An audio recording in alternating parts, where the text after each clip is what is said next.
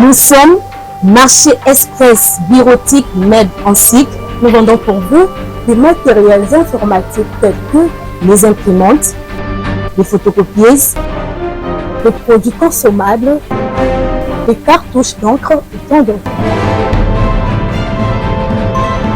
Ici chez nous, nous avons une expertise de plus de 20 ans dans les domaines d'impression et de fourniture de consommables informatiques. Sur tous vos achats en ligne, tapez www.congotonnerre.com.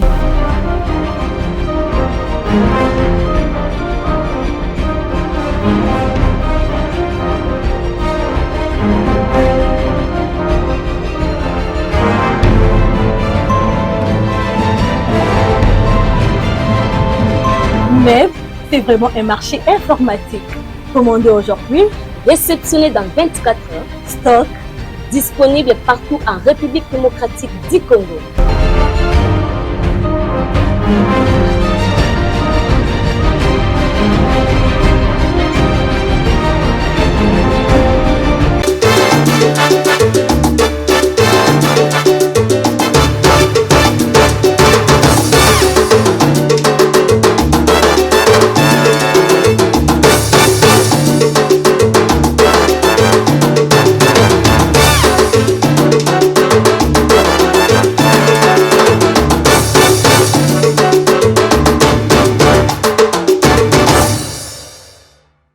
République démocratique du Congo, ville-province de Kinshasa, Mbonda, Écolo, magazine d'actualité, Mbote Congo Kinshasa, Mbote Congo Brazzaville, diaspora partout, confiance na bino na fidélité, Mbote Sarabiso.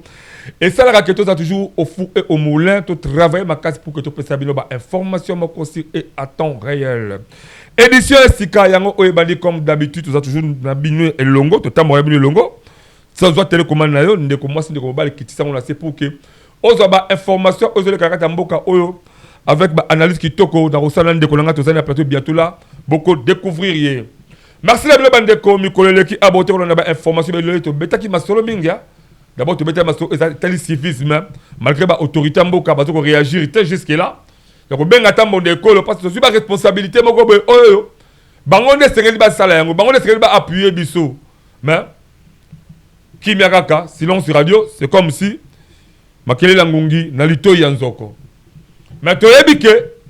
tellement bien les Congolais bossé belé pour faire confiance, bon la rabiso, pour bengaka entre autres minutes sur le côté là, dans le niveau de téléphone, on a déjà un message de côté à trop ma voix, si merci nous bande de groupe, si ma voix c'est bien surtout au Italie, insécurité partout dans la commune, en la carte à ville pour faire ça Kinshasa. Merci à nous mais pourtant sur les allées tomber autant à de décortiquer quelques messages et le monde de vous la plateau sur les allées, nous sommes prochainement mais là d'abord, tu bête avec ma soeur au Italie politique en Boka Nabiso. Est-ce réellement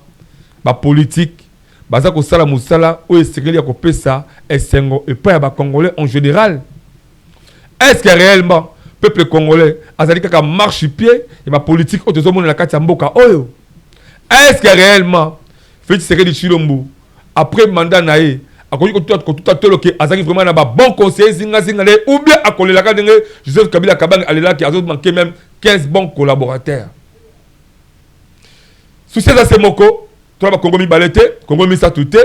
tu as la double nationalité, le coup la bango to yebi wana balake, a yibi, a pillé,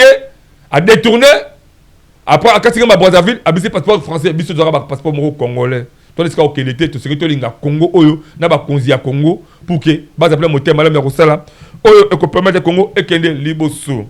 Si c'est plateau, je suis avec un invité, tout ça les alliés, inspecteur général adjoint, il y a SID Lamouka Ozokumbama et pas moi Mboka Martin Fayolo. Les alliés Bongo Ndeko, maître Kizito Sibembe Dido, tout ça la plateau directement là bas saluer pour à côté la bain, il y a émission à sommet Dido.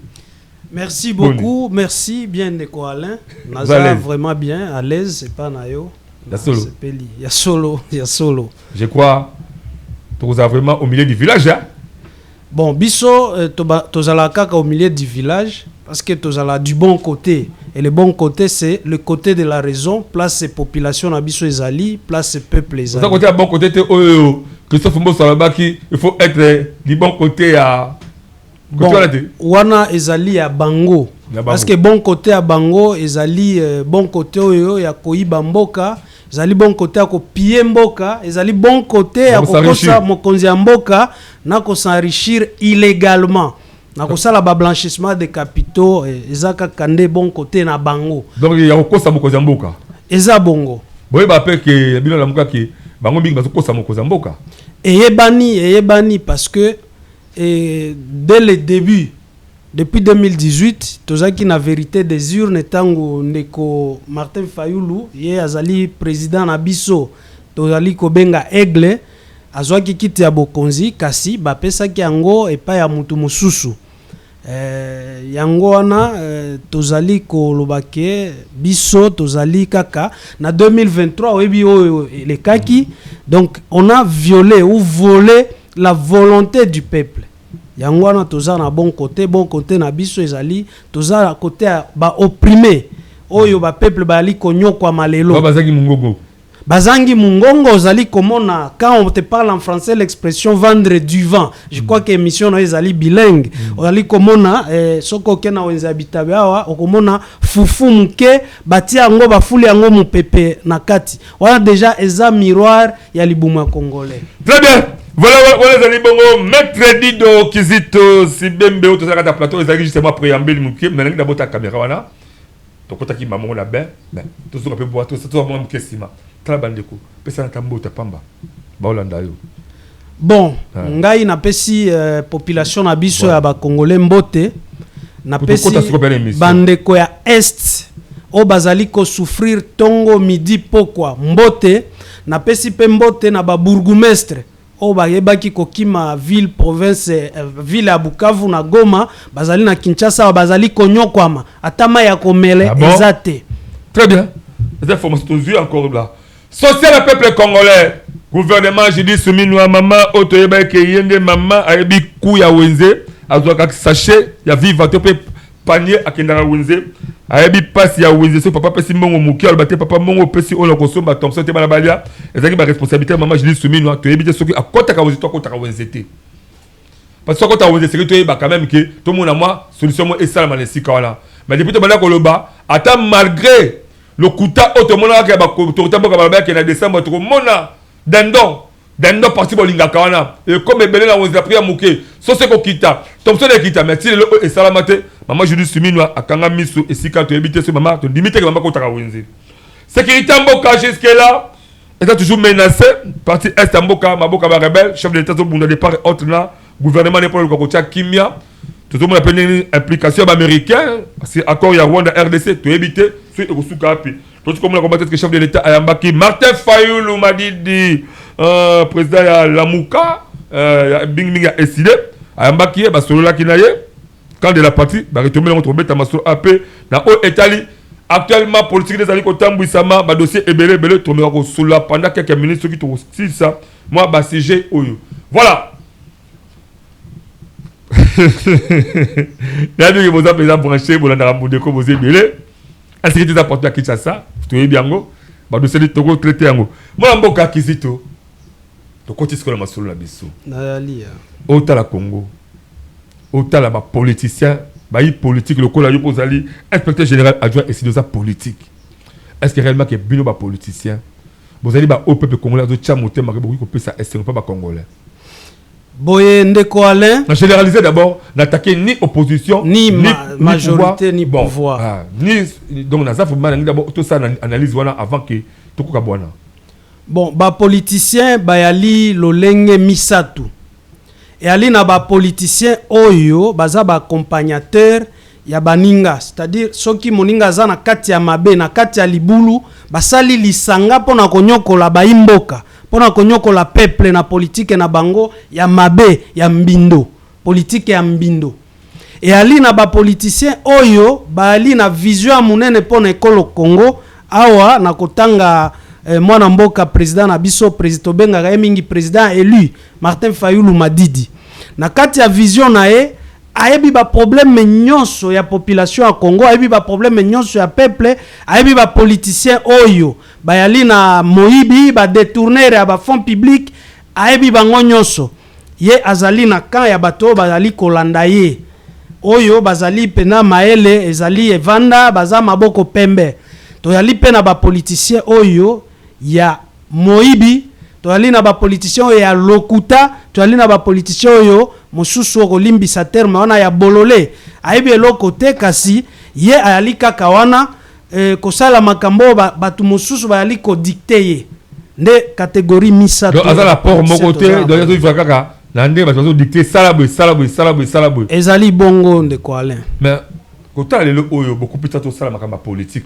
et tout le beaucoup plus intérêt à Congo parce que intérêt comme ezali kaka Congo mais jeunesse à Congo le obino ba politicien beaucoup plus la marche pe na bino na place que bino ba politicien vous allez marcher pe à peuple beau servir peuple mais beaucoup plus peuple a servi bino est-ce que on peut croire réellement que le but dans la jeunesse oyo à cause la relève à défendre vraiment mboka oyo bonnement boyende ko Alain jeunesse na biso ezali dérouté jeunesse na biso eza inculturé jeunesse na biso ezali na kati ya distraction politique et distraction na elakisi que jeunesse a komi kobunga bons habitudes ya ba bons citoyens ou bien ba bon peuple balobaka ndeko Alain la liberté s'arrache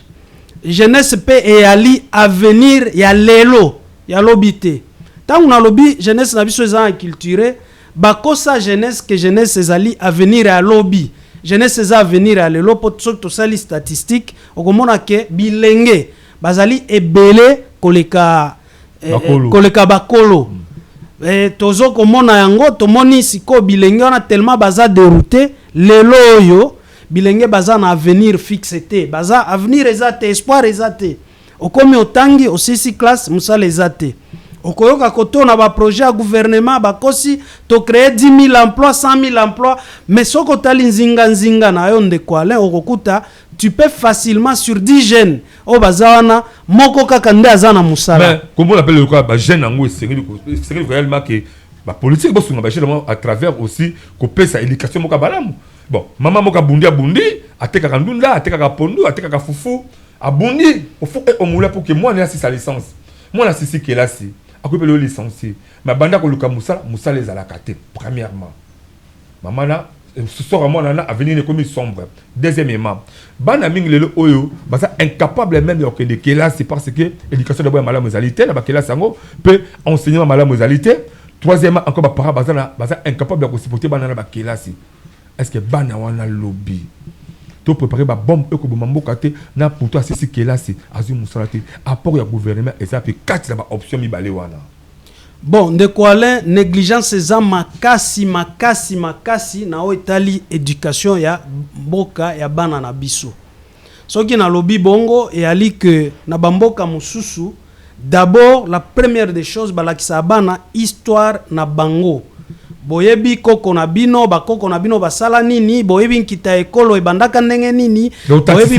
authenticité ya mboka yango ndeko fait Mobutu azongela ki retour à l'authenticité ezaki pona tozonga na bomoto na biso tozonga na oeza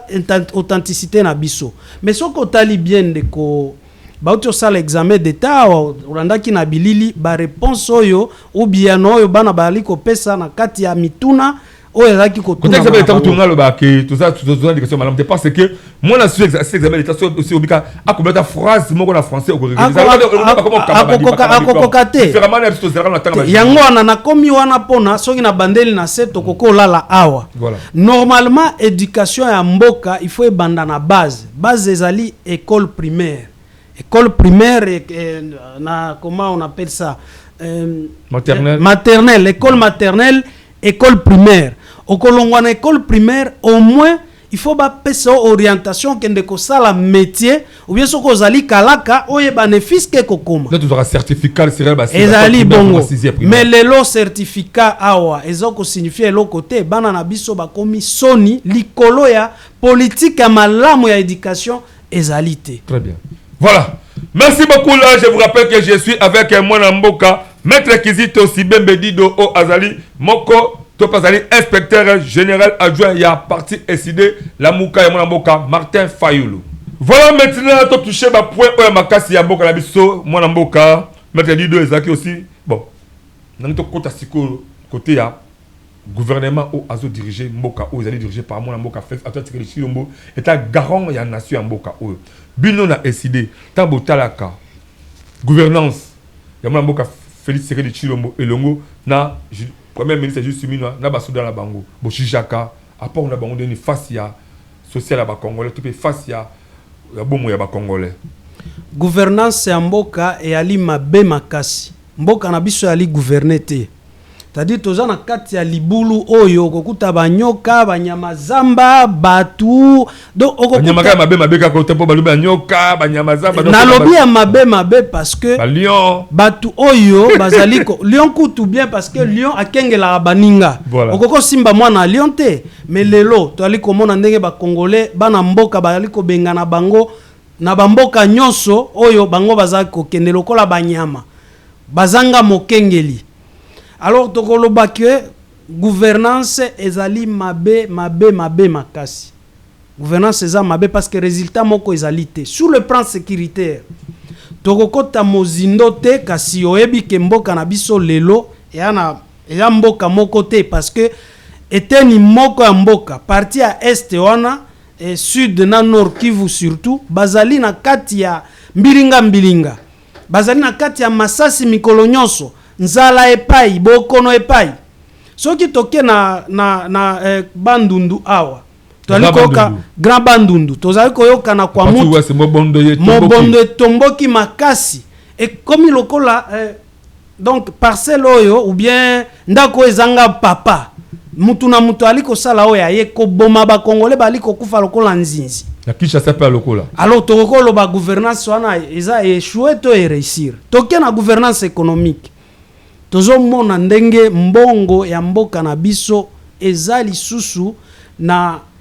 eza lisusu na mpifote eza lisusu na valeur te mutu pe azozo ngo na valeur azali te mboka ezali économie monétaire na biso eza nano par terre sont toqués sur le prix ou le coût d'achat auto yaliko benga panier de la ménagère na ndako kutu tolobate parce que lelo na mokili oyo bien na Congo tokokolo bate bisika oyo balakaki biso ke bakosala agriculture batu bakobanda kolia malamu batu bakobanda kosala misala ya bilanga ils seront assistés kasi lelo mutu na mutu ali kosala makambo na ye na lolenge na ye esali ke ekonomi ya mboka ezali ya komeka ezali donc ekokate ezali to komite na bisika oyo il faut to koma donc économie eza par terre économie eza chaos économie ezali zéro soki toke na secteur éducationnel tokozongela likambo wana te tomoni comment éducation na biso eza vraiment nassé parce que il n'y a pas une bonne politique ya ko pousser loin donc ya ko kende mosika na makanisi oyo ekoki ko tombola bendele ya mboka sur le plan scientifique toboite et ali na baka moko hein moi mutu moko abotama na ye na maele na ye moi mutu moko a se concentrer na makambo na ye asalaka mais accompagnement ezalité on a des inventaires bana bazo ko inventer ba hélicoptère ateza ya jouer mais ça moteur technologie de nouvelles technologies mais accompagnement bana wana ezalité pourtant bana wana nde balinga bazala fierté na kati ya domaine wana to mona makambo kili na kati ya domaine ya éducation mais moi tozongela donc bref il faut dire pendant tout ce temps au Fachi azana pouvoir depuis 2018 jusqu'au jour so bota bilan nae bino décidé bo qualifier bilan wala ndenge nini bilan ya ndeko Fachi eza négatif bilan ezali négatif parce que lelo eza na mutu moko te oyo ali kolela te à part bato oyo bazali koyiba misolo ya mboka ba oyo bazali ko détruire caisse à l'état batouana baza à l'aise ils vivent dans la bourgeoisie kasi baba peuple oyo bakenda kosomba ndunda na kati ya wenze ya makolongulu nde bakombo ba wenze zala ba périphérie mais ndunda pe comme cher mutu ali kokoka kosomba ndunda te ndunda ezalaki ba 200 francs 500 francs lelo mupiko ndunda ezana 5000 francs. Or soko tali donc vie quotidienne ya congolais azali ko vivre na moins de $1 par jour $1 et kokiata mupiko ndunda te. Très bien. Voilà, merci beaucoup les amis. Analyse ya mwana mboka maître Kizito Sibembe Dido Azali cadre azali inspecteur général adjoint ya Esile Lamuka donc yo pe ndeko la biso partout sur Zali on l'a dit analyse d'ailleurs si réellement qu'on a besoin on le calmonda ikolo to pe la cadre analyse to pe la cadre débat plateau eza polele benga biso ba numéro la to koyamba mais ça la bandeko tout ça ka ba biso au-delà de 45 à 1 heure du temps mais so moi na chaîne de TV le quand to zala ba contrat ba chaîne de TV à 30 minutes so ba 4 biso pendant après ba 4 biso dans 30 minutes comme on n'a pas cité qui m'a kamba on a téléphone na yo YouTube Mbonda école officielle au cause intégralité il y a ba élément auto salaka voilà to solo la mona mboka maso Italie koluka kobongisa Congo mais tout le monde a bino récemment Martin Fayulu a peut-être ko rejoindre mona mboka fait c'est que de Chilombo malgré tant il ka bele ba pasteur ba luka ba kuta la kate ba sango ba luka ba kuta la kate mais ba tu kuta ba solo la cadre les camps de la patrie ni Congolais on dit s'attendre la carte à camp de la patrie en qualité à moko ya SID on est proche à Martin Fayulu. Merci beaucoup Ndeko Alain. Quand de la patrie ezali nano likanisi malamu pona ba Congolais ezali courant de pensée positive. Courant de pensée positive et ali parti politique te et ali regroupement politique te et ali lisanga moko te mais et ali nano makanisi pona bolamu ya Congolais. Soki tolobi quand de la patrie ali makanisi ya malamu pona ba Congolais et la kisi ke mboka na biso ezalaki lokola ezali na biteni mibale eteni ya liboso ezali pouvoir en place azali ko contrôler ndambo ya territoire eteni ya mibale ezali badongolo miso to ali ko benga ba rebelle bango pe bazali na eteni na bango bali ko contrôler bali na gouvernance na bango bali na batu na bango oyo kutu basala mbeba babengana ba agent et fonctionnaire de l'état ba kotsa ba dongolo miso na kati ya administration provisoire o bango ba yali kokamba. Alors quand de la patrie mwana mboka président Martin Fayulu a monique awa mboka yali kokende il a bien dit na kati ya discours na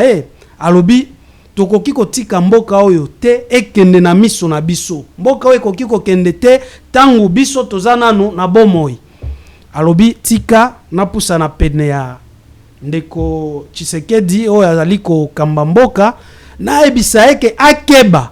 mboka oyo longtemps ke yaza na pouvoir papa na ya bundela ki ekolo ezala moko ye volanda lokolo wana biso pe lokola toko tia ya biso makanisi toko tia ya biso maele nde camp de la patrie pour que to sangisa mboka ezala bomoko yango akendaki ko rappeler ye devoir sacré wana ezalaki tozali na pacte social pour la paix o ezali kanisi ya basango na banganga nzambe loko banganga nzambe mosusu bango récemment yambi bango yambi ba évêque ya catholique na SCC auti ko yamba bango évêque batambola ki partout tina ba passe ba rebelle bazali ba kende kuna to yebite so taki ordre ya nani mais chef d'état to yamba bango tout à fait tout ça trop le bani na kati tout à fait il ayaki ko yamba bango sima ya kozwa rappel yango ba président élu Fayulu akendaki kosenga na ye ayamba bango po projet bazali na yango ezali projet à paix ezali pacte social pour la paix ezali projet à ko sauver vie quotidienne à Congolais ezali projet à ko landela maïma ali koleka na mboka mais ni ba Congolais ba ko s'attendre à siku na ba retomber ya ba pacte social aux ba ya ba quand on est la partie autre parce que ba makamo be bébé na Congo ma rebelle bi makama c'est comme si airport abonné alors comment on a rapprochement wana ya Fayulu na Fachi est-ce que Ruiko apporter un plus de social topé de la sécurité ba Congolais bien sûr ko apporter un plus au cas où ba saleli likita donc dialogue lisolo wana ezali pouvoir ko vanda na mesa makambo ya pouvoir wana ezate ezali nano ko relever ko matisa ba problème ya mboka ko bimisango na poisa maintenant ba kokoso ezali na gouvernance voilà ba défi wana tant beaucoup na niveau bo relever ba défi peut-être facha ko exemple la justice le cas prenez exemple moi na Constant Mutamba le monde a menacé les lois bon peut-être côté justice tout le monde muto azali kuna facha oza mutamala muté peut-être côté ya social muto azali kuna mutamala muté bon tout le monde mutamala peut-être azala ngambo ya Fayulu so ba sengi ba chese en contaté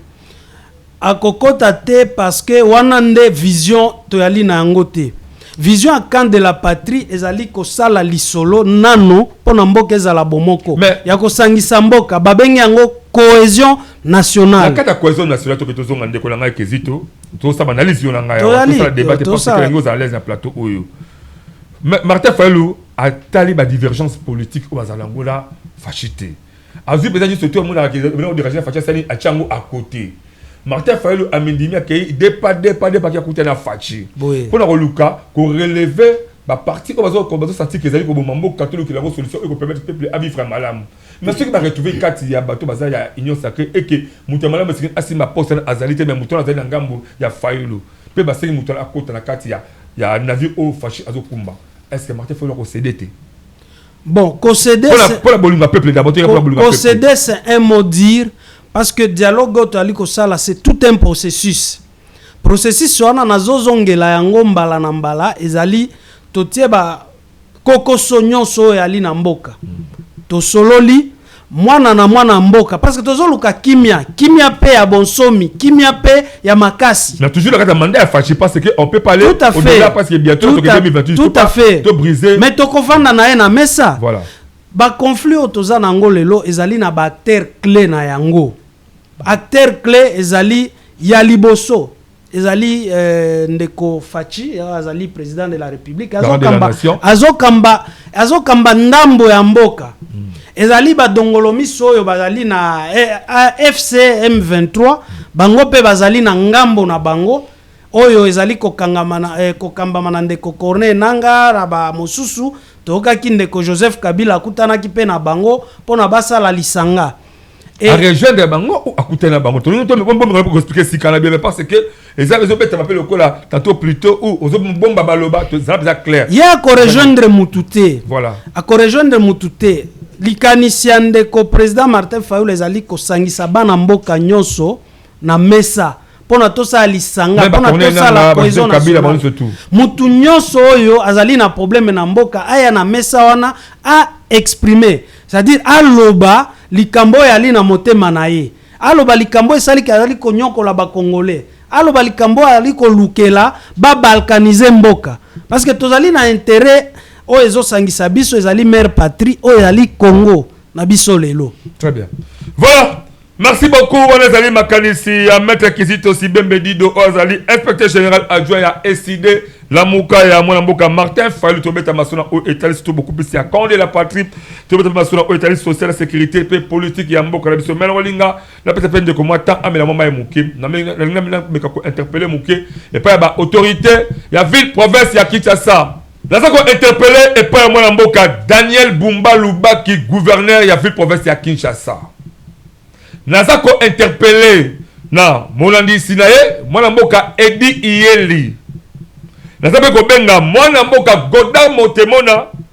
président Banakin. Na kati peka interpellation na nazo interpellé sous ministre provincial ya intérieur.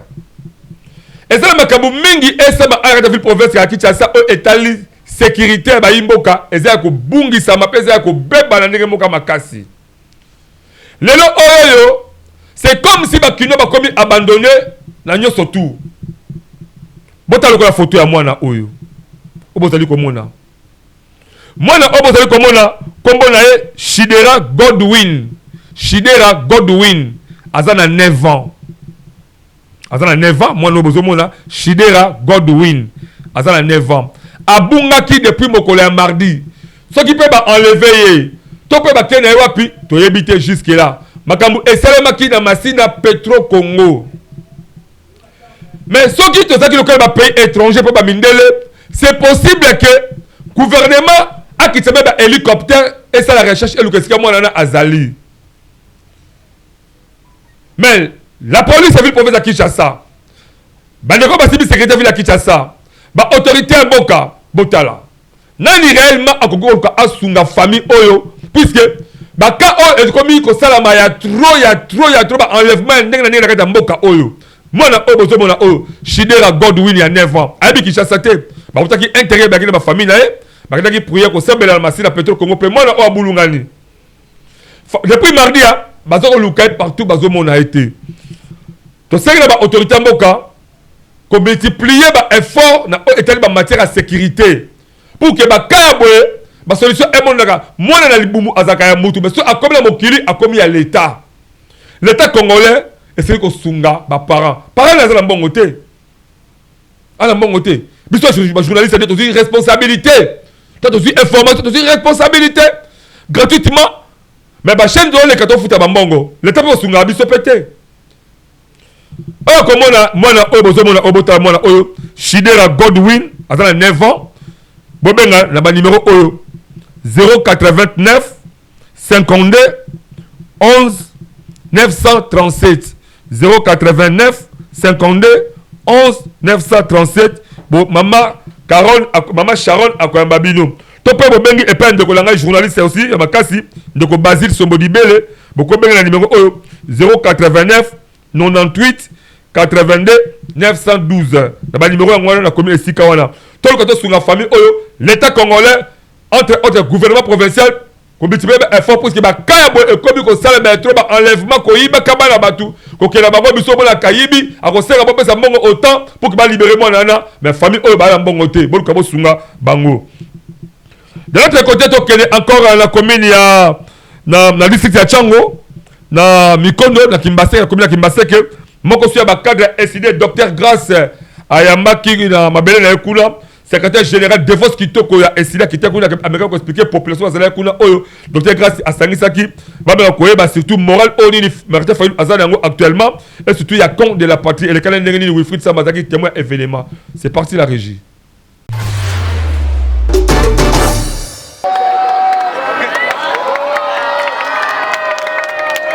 Nekonanga Congo, boye bake, ezalaki ya koinda, mokolo ya samedi, le 14 juin 2025 ya kuna na Mikondo Bosawa, boye bake, Dr. Grace Matondo Oyo, azali au cadre ya parti politique ya SID, asalisaki mobange na activité. Nyonso Oyo po, na ko-présenter le secrétaire général de Vos Kitoko, liboso la population pour que après sa population mingi bana SID message qui toko et ça qui que le président Martin Fayulu akutana na le chef de l'état Félix Antoine Tshisekedi Tshilombo biro mobimba SID oyo Dr. Grace Matondo abongisa ki pe population ebele o bozali komona bayambaki le secrétaire général de Vos Kitoko na esengo nyonso pe azalaki accompagné na exécutif ya Changu mwana mboka Justin Paipai bakisela ye liso ya le président Martin Fayulu na Changu. Le secrétaire général de Vos Kitoko a expliqué ki population o bazalaki wana objectif oyo esalaki ke le président Martin Fayulu akutana na le président Félix Antoine Tshisekedi Tshilombo pe a présenté ki Dr. Grace Matondo liboso ya population ya Changu mingi na ngambo ya Mikondo. Musale bandi. Musale sali nini? Mikondo en avant, Mikondo.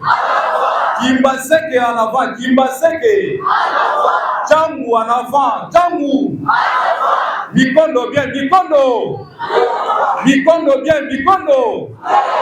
Et bongo, tango yemoko, le leader charismatique le docteur Grace Matondo, Azoki Maloba, Bondi Melangaike, apesaki merci mingi, et pas ya exécutif ya Changu, mwana mboka Justin Paipai, ndenge asalaki nyoso, ya kokotisa le secrétaire général ya SID, mwana mboka de Vos Kitoko na Mikondo. Toya ki poto pesa message moko. Toya to pesa message na population pour va comprendre parce que nungu eza mingi na terrain. Tolinga tolobe la présence la rencontre ya président Martin Li na ndeko na ye Félix Antoine Tshisekedi oyo azokamba mboka actuellement. Message yango eza pona koloba boye. Biso toke kokuta na Félix Antoine Tshisekedi pona koluka poste te. Mboka eza na problème, ezosenga to vanda to solula, mais blocage ezouta na côté na ye. Batu nyonso bazosenga dialogue, quand ya Katumbi bazosenga dialogue. Quand il y a Kabila, bazosenga dialogue, de ce sanga, tout ce monde bananga, mais blocage est à un niveau ya ndeko Tshilombo. Yango to kendeki, poto mona eto yebisa yeke, abanga te, aya to vanda na mesa, to solula. Biso banso to mise mobilisaki, probaki ete lelo ekozala journée moko sacré, on a bengi sato ko invité oyamba Lisumoko, il y a le président Eli Martin Fayoulou, le secrétaire général de Vos Kitoko. Et cette activité, ça a été initiée par notre docteur Grasse. C'est au cadre du parti Oyo Alobiete du Painga na Ikomi et Sengele Tena Tonganda Kuya Fayoulou. Masoro Oyo et Tambolaki Kitoko ainsi que organisation ezalaki réellement na niveau moko professionnel. Biso Bondaya École magazine d'actualité en tout cas Tofuli Balupemba et pas le docteur Grace Matondo de manière que Akumbe la responsabilité Oyo moi n'importe de votre Kitoko apprécié avec beaucoup de professionnalisme et surtout que parti politique SID et ali parti moko munene awa n'importe Oyo Yango Biso to beteli e kakambunda tout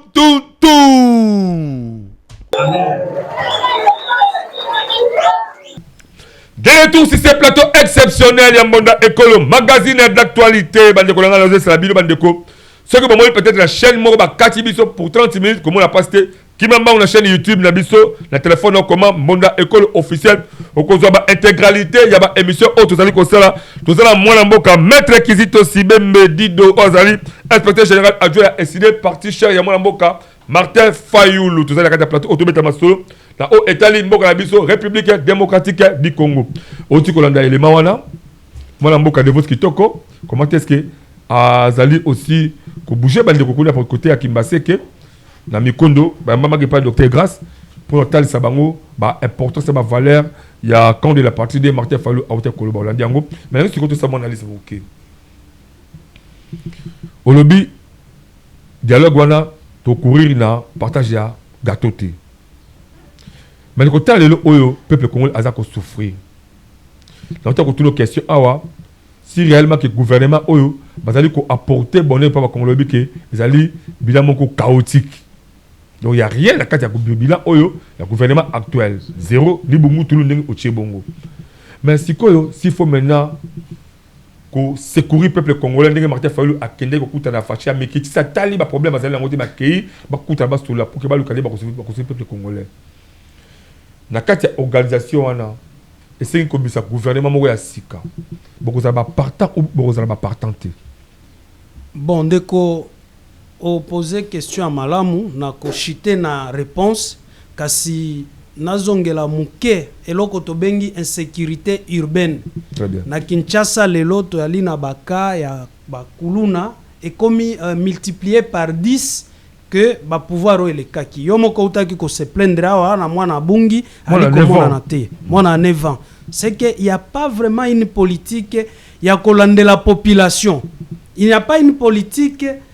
ya kosala ke mboka ezala acceptable parce que c'est inacceptable mwana bunga pendant tout ce temps bakoka kozwa ete kasi tozali komona makelele ebele ya mituka oyo bali kobenga bakabasele et consort. Kasi soki otali bango et ali théâtre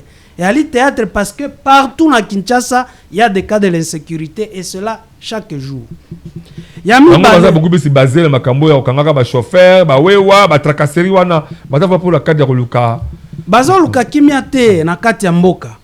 Yami bale otunaki ndenge ndeko de Vos Kitoko yali secrétaire général à parti SID. Pas docteur Grasse. Mbote à secrétaire général de Vos, c'est un secrétaire général dévoué. Et je pense bien que c'est le meilleur secrétaire général. Il y a ba parti nyonso, il y a masanga nyonso, il y a ba politique ya mboka Congo. Aleki okise kabuya. Aleki na musika. Aleki na musika. Kasi lelo babisika ya aliko kende. Ozomona te aliko pesa mbongo. Population mutu ali kolanda ye parce que a un message à aigle, a un message à président élu, a un message ya bomoko na mboka, a un message à cohésion nationale. Parti SID et ali parti oyo ezali implanté partout, ce qui peut moni ba membre ya SID ou ba ili masanga ya lisanga SID presque partout bazana détermination balingi via population échanger. Nakati dialogue kas. Nakati ya dialogue na kochite place wana congolais a comme une classe de congolais pas tout le monde mosusu baza corrompu déjà moralement. Baebi que politique ali nzela oyo mutu akoki kokende pona azwa misolo ezali bisika oyo mutu fo akende pona azwa immeuble wana ali politique ya eside la mukate eside la muka eza wana pona kobongisa kasi biso tolobaki ke soki tovandi tosololi et que toko apprécier siko selon ndenge masolo wana ekolekana ou est-ce que on peut proposer notre apport biso toye koyiba mboka te biso to ali komene ba démarche te pona lobi tozala na kati ya bokonzi pona lobi tozala pembeni ya songolo to pakala to ali ba accompagnateur apport mais agenda mo caché jusque là d'abord agenda caché et alité so ka agenda caché ezalaki peut-être olingaki omona parti na biso elandi ba dongolomiso ndenge ba mosusu bali kosala awa to monaki mingi bandeko ya MLC bakendaki ebele ba rejoindre mboka wana ba rejoindre ba dongolomiso bien ba rebelle to monaki ba IPPRD to monaki ba masanga politique ebele ba ali kunati to monaki ndeko Frank Diongo o ali na MLP kasi o to bale obenga héros vivant bon héros vivant c'est lobino mengana obenga héros mort parce que azoko accompagner bato bazoko balkaniser mboka donc biso vision na biso et ali kozwa bokonzité à tout prix vision na biso ezali ko accompagner processus jusqu'à son aboutissement heureux nango et ali kimia na kati ya mboka aboutissement heureux ya processus ya dialogue et ali lisanga moko batu ba sololo batu ba loba na vérité en face yango teme wana ezali pe vérité et cohésion nationale c'est réel ba aussi vraiment que ndeko mona ki ba masolo salama ki entretien entre Fachi na Fayulu entre Fachi na ba évêque na deux mona est réellement que est possible que ba congolais surtout le même ba la partie est possible que congolais na ngazala condamné na mboko bien bien condamné à mort bon Joseph Kabila Kabange d'abord aza poursuivi mais la justice yebi que bato ko sabuta bato senga makamune na liba ba ko isi ko ta senga ba buke kuna est-ce que bato vraiment ba ko zo temps ba meka ko kitato na Kinshasa pour que ba participer à dialogue au bozulu keza bon président élu Martin Fayulu azaki clair na maloba nae oyo a prononcé devant nation la poursuite judiciaire zala contre bato wana azalaki clair alobaki que d'abord soki na ke kuna na kei ko négocier poste te soki na ke kuna na kei nde koloba bayamba basangu baya to solo kasi na o etali bandeko wana mibale oyo outi kotanga wana Joseph Kabila ozi Corneille Nanga ozi ba sultan makenga bandeko bazebele kuna o bato yebiki ba fanki nyongo kotanga kasi bazali parti au conflit na kati ya conflit soki problème ezali na kati ya lupango okobengisa o te otika muninga bango nyonso bazali interpellé Martin Fayulu alobaki c'est assurance c'est ko zabeza que bango ba kozala pena assurance que soki kuna bakocha bango mabokote bakokanga biso te bakokanga mutu te parce que wana ezali masolo ya mboka wana ezali eza lokola mwana aibi akimi ndako alingi azonga okoko pesa etumbu kasi okoboma ete donc soki baye bakoyamba bango bosali masolo dialogue soki besimbi petale botiki bango batiki bango soki besu zamba bon dialogue wana dialogue wana je sais pas des garde fou ko zali sikana garde fou ezali ya makasi parce que dialogue ekozala ba préalable ba préalable ya dialogue mokonzi ya mboka uti kotia en place un comité une commission pour na basa l'échange kotala faisabilité ma dialogue koki ko sale mama solo mana ba koki ko lekana ndenge nini bazali en place bazali kotala ba aspect wana nyonso ya sécurité ya chaque acteur au conflit masolo positif na négatif ezali o eza positif tokolanda ngo o ezali négatif tokobongisa c'est-à-dire soki yo mwana mboka Alain oyebi ko ibaki pouvoir ya peuple o détournaki pouvoir ya mboka bako biso ndeko Alain o détournaki pouvoir osalaki malamu te ali infraction ngai na koki ko limbisa yo kasi tu es répondant devant le peuple ndeko Kabila osalaki yo na Corneille Nanga bokati mboka bozali kuna boza ko empêcher bon fonctionnement ya ba institution ya mboka biso tokoyeba ko encadrer bino na kati encadrement wana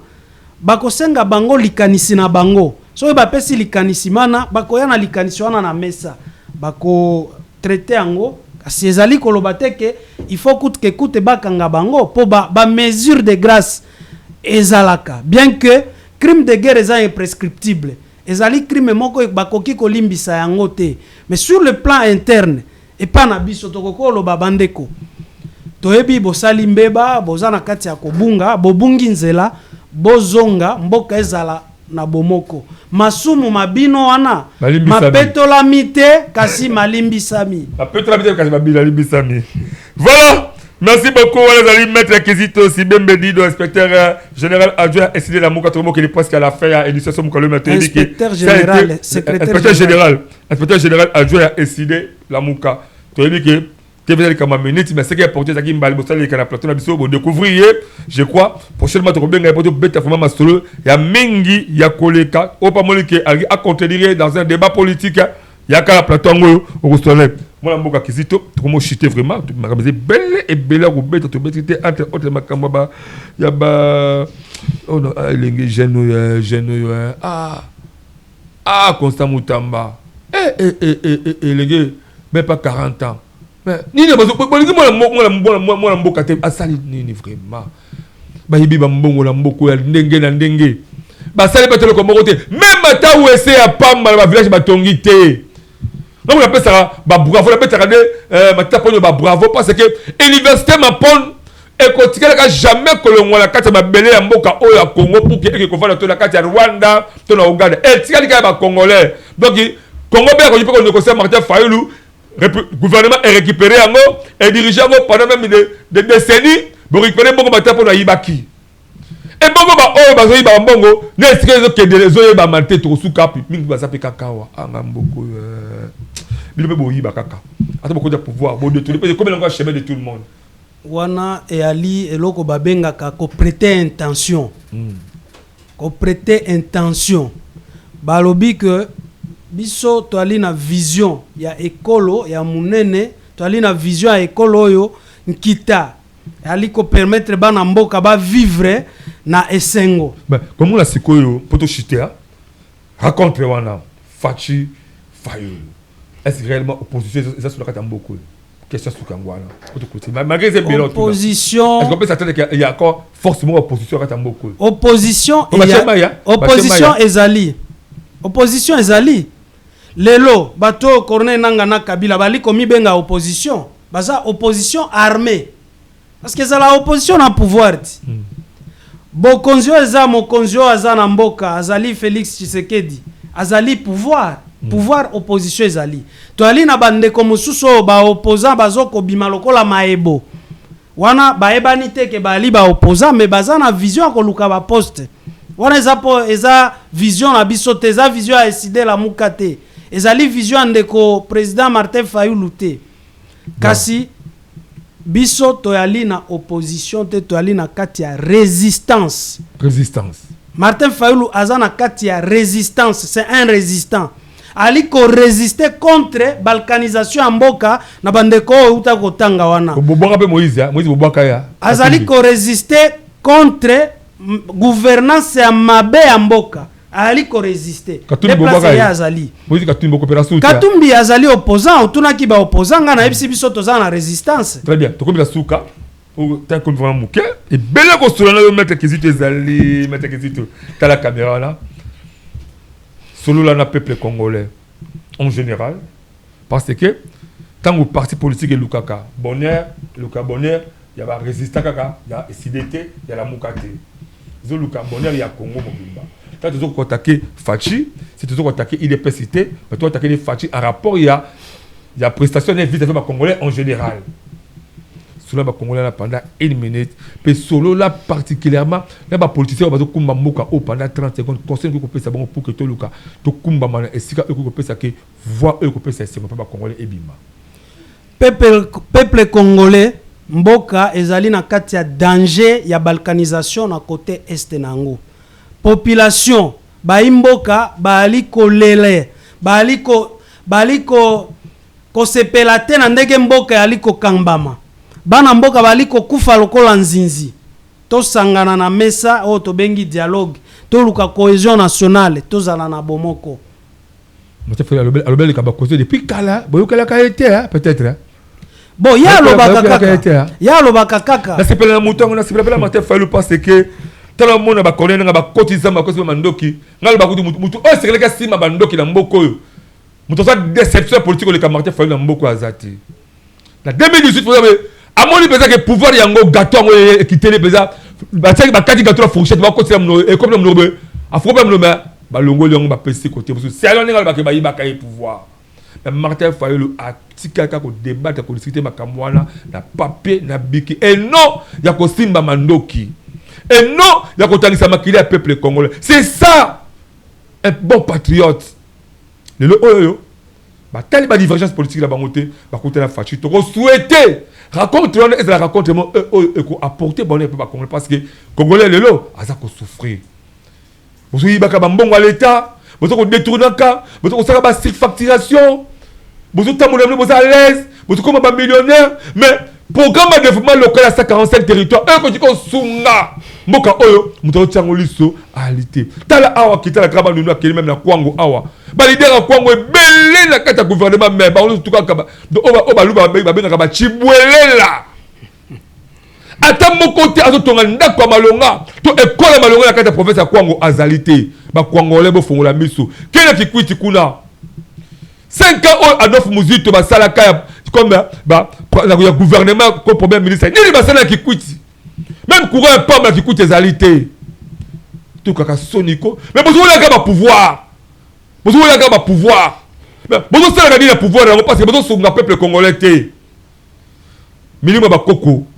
kenda milimo ba congolais ya ba ancêtre Congo et belle ça ba bota la bino ba AVC ba contre ba bota la bino et belle ça ba bota la bino ba kufa ba belle ba maladie ba peste e big ça ba touté milimo ba koke kufa ya ba Congo kufa et contre ça ba bota la bino ba pauvreté ba kizengi ba bota la bino bino ba to boyi ba kambonga Congo bino to détourner kambonga Congo bino to nyokola ba congolais maman nyoko me oteka makala pour que moi na sikela moi na sikela si mais moi na tu musalate. Bon, les gens sont étudiants, banani, ils ont commencé à l'université, Vancouver, l'université de Denis, Potokuna, comment mineur, expertise, c'est pourquoi la histoire est en bonne qualité. Mais tu as tout. Il faut aussi na poto, tangi na poto. Ngai na tangi na poto te, na tangi na Congo.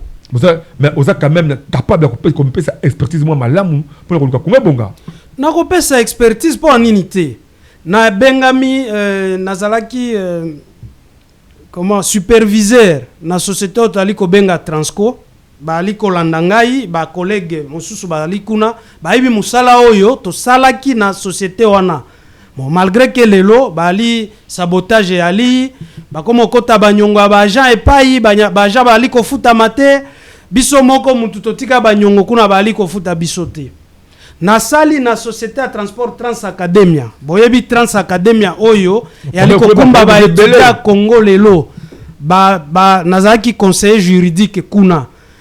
oyo na salaki eyebani na kotuta tolote kasi bali kolanda ngai bayebi ke na salaki quand même quelque chose mais ti lelo na zweli yango manote lifuti réalité baja bali konyokwama donc na expertise wana d'abord oyebi passe ya transport ezali na mboka oyo ya makasi mboka mobimba toloba problème embouteillage te tokokota na prix à transport en commun ndenge bandeko ya chamba ali konyokwama à tout moment infrastructure ya malamu ezali te na domaine wana mais biso tozali ba expert na kati ya ba domaine wana topesa makanisi pe a soname ndeko ministre Feche Rube Okende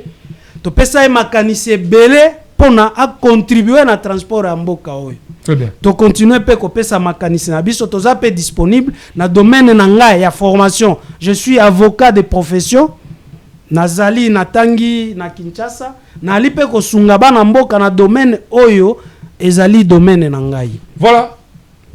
Yeyo. Atangi kaka na mbongo kaka passe ya ba parents baza nango. Quand on a pas sur ta somme lipa, ta somme bateka pondu pour mettre que tu comme ninga za lelo oyo. Bo pe ça épée chance, ba ça fait belé le cola et bazali pour que bango pe ba me to expertise locale, pour expertise professionnelle wana et même sur la fraude, et même sur la facturation, et même sur le détournement. Tout ça nous chance expertise locale. Merci. Nous sommes arrivés au terme de l'émission Oyo, temps et Tahir Bisso. toyebi que maître Kizito azali à la plateau au moni que ça peut débat ou bien continuer le coller benga so numéro na toko yamba yo. Merci à écrire ma tête au Azaki na sima ba caméra pour réalisation montage à édition mon kwalelo bilo ba dévoilement ma chaîne partenaire biso aux activités na autre besoin mon décolo et assister yo benga so ba numéro na tokoya et en plus il y a beaucoup de gens qui s'abonner massivement à la chaîne de monde école officielle. On se retrouve prochainement dans l'édition Msua Sika Sokolo sur Azonte. Je vous aime beaucoup plus. Bye. Merci.